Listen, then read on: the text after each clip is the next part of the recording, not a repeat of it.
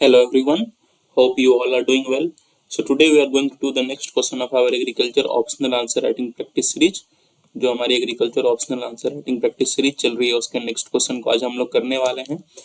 And the question we are going to discuss today is right the main functions of directorate of marketing and inspection. Directorate of marketing and inspection जिसे हम लोग short में क्या बोलते हैं, DMI भी बोलते हैं. ठीक है. And also we have to discuss the roles of Agmark and E NAM. तो एगमार्क एंड ई नाम जो ये काफी बार प्रीवियसली भी आ चुके हैं and these are important. So you should be knowing everything about Agmark and ई नाम, स्पेशली इन एग्रीकल्चरल मार्केटिंग में काफी बार ये क्वेश्चंस आ चुका है. ठीक है.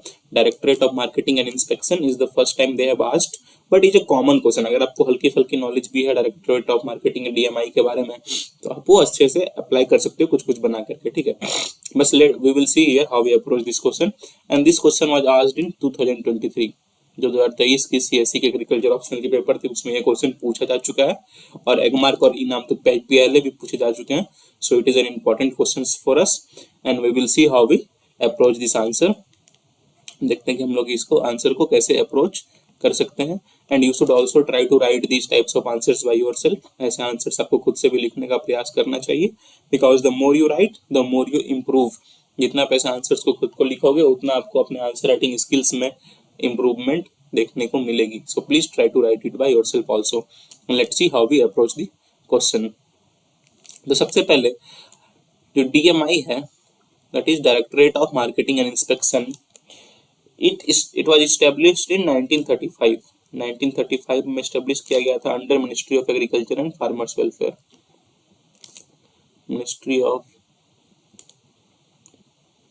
Agriculture and farmers welfare. Agriculture ministry के अंदर ये काम करता है और ये कब एस्टेब्लिश हुआ था, 1935 में. और जो एगमार्क एंड ई नाम है, ठीक है,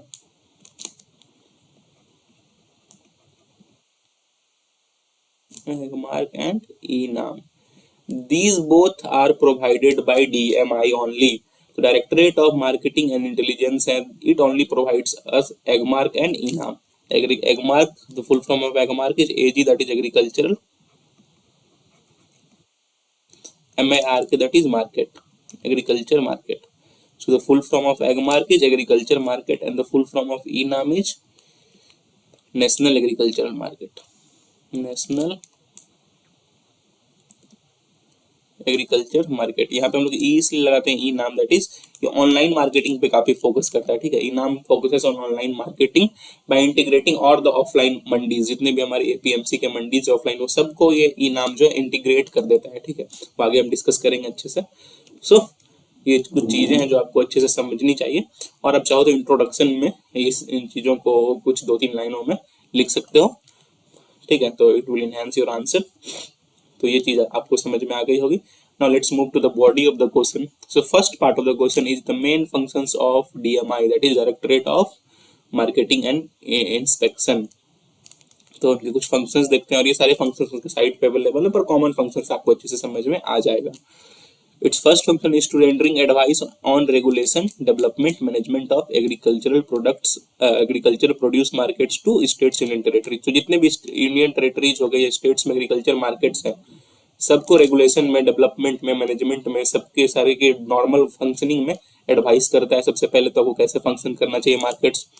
it promotes standardisation and grading. ठीक है. जो जितने भी एग्रीकल्चर प्रोडक्ट्स हैं सबकी ग्रेडिंग कैसे होनी चाहिए, सबको स्टैंडर्ड्स प्रोडक्ट्स को कैसे मेंटेन करना है, स्टैंडर्डाइजेशन कैसे करना है. ठीक है. उस पर भी ये काफी हेल्प करता है. तो overall it's promotes grading through under the agriculture produce grading and marking act 1937. ठीक है. ध्यान में रखना इसे आप. It also promotes and implements integrated scheme of agriculture marketing. जितने भी एग्रीकल्चर मार्केटिंग की इंटीग्रेटेड स्कीम होती है, ठीक है, that is known as ISAM, integrated scheme of agriculture marketing जो है स्कीम है ये एक, उसको ये प्रमोट करता है और इम्प्लीमेंट करता है. It helps in development and implementation of agricultural marketing research and information network. जितना भी मार्केट इंफॉर्मेशन की बात की जाती है, मार्केट रिसर्च की बात की जाती है एग्रीकल्चर में, तो उसमें काफी हेल्प करता है. तो it also implements the sub scheme of MRIN, that is Marketing Research and Information Network. Implementation of Agriculture marketing infrastructure, ये भी सेम है, एग्रीकल्चर मार्केटिंग इंफ्रास्ट्रक्चर उसको इम्प्लीमेंट करने में ये काफी काम करता है। एग्रीकल्चर मार्केटिंग रिफॉर्म्स में इसकी काफी रोल है। Training of personal in agriculture marketing, marketing extension के बारे में इसका काफी रोल है। तो आप चाहो तो आप ये सारे पॉइंट्स को ऐसे भी अरेंज कर सकते हो कि पहले एडवाइस देता है, सेकेंडली प्रमोट करता है ग्रेडिंग को, सर्टिफिकेशन को, ये सारी चीजों को ये प्रमोट करता है। उसके बाद काफी सीम्स को ये इंप्लीमेंट करता है। These schemes are integrated scheme of agricultural marketing, ठीक है, MRIN, that is marketing research and information network, sub scheme है ये एक। और agriculture marketing infrastructure, it is also a sub scheme. तो इन सीम्स को भी ये प्रमोट करता है, ठीक है। एग्रीकल्चर मार्केटिंग में रिफॉर्म्स पे काम करता है। ट्रेनिंग ऑफ पर्सनल, जो भी पर्सनल इन्वॉल्व है एग्रीकल्चर मार्केटिंग में, उनको ट्रेन करता है। और मार्केटिंग एक्सटेंशन में भी काम करता है। So these are some of the major और मेन फंक्शंस ऑफ DMI। तो आई होप आपको ये सारी फंक्शंस समझ में आ चुकी होंगी। Moving to the second part of the question, that is roles of Agmark and eNAM. Agmark that is agriculture market, इसकी फुल फॉर्म क्या होगी, एग्रीकल्चर मार्केट। अब इसके रोल्स क्या क्या है वो हम अच्छे से डिस्कस करते हैं। First of all is to provide quality products to consumers, जो भी हमारे कंज्यूमर्स हैं उनको अनएडल्टरेटेड और क्वालिटी प्रोडक्ट्स प्रोवाइड की जाए, ठीक है। तो वो ध्यान कौन रखेगा, वो एगमार्क का ध्यान रखना है। इट हेल्प्स इन ग्रेडिंग, जितने भी प्रोडक्ट्स आते हैं उनको क्वालिटी के हिसाब से एज पर क्वालिटी ये 2-3 ग्रेड्स में डिवाइड कर देता है। For example grade A for, जैसे कोई एप्पल है तो उसको ग्रेड A, B, C में डिवाइड कर दिया गया है। तो grade A for good apples, grade B for average apple, grade C for deteriorated apples, ऐसे करके डिवाइड कर देता है।